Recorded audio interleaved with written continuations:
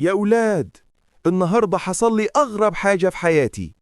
كنت ماشي في الغيط بعد المغرب، الدنيا هادية والهوا بيخبط في الزارع. لقيت حاجة بتبرق بعيد زي نور طالع من جوه الطين.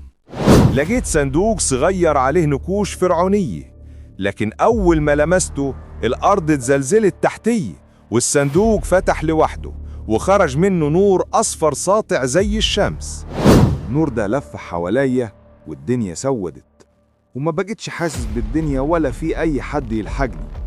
وحاولت أجري، معرفتش، كأن اتربطت مكاني وغمضت عيني. وفجأة بفتح عيني، ولما فتحت عيني لقيت نفسي واقف قدام 4 بوابات حجرية. الأول عليه شمس، التاني عليه حين، التالت عليه أفعى، والرابع عليه بيت صغير. قلت أبدأ بالأول. دخلت لقيت نفسي في صحراء.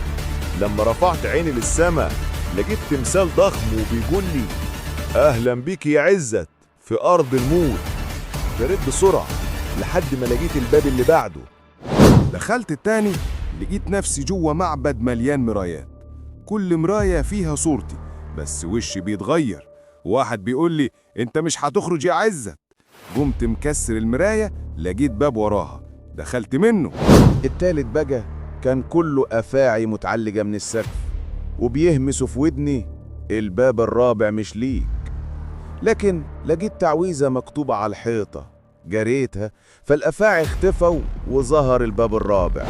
لما دخلت لقيت نفسي جوه بيتي، لكن ببص في المراية كان فيه وش واحد لابس تاج فرعوني وبيهمس لي بصوت مرعب: رحلتك لسه ما خلصتش، لسه فيه باب خامس.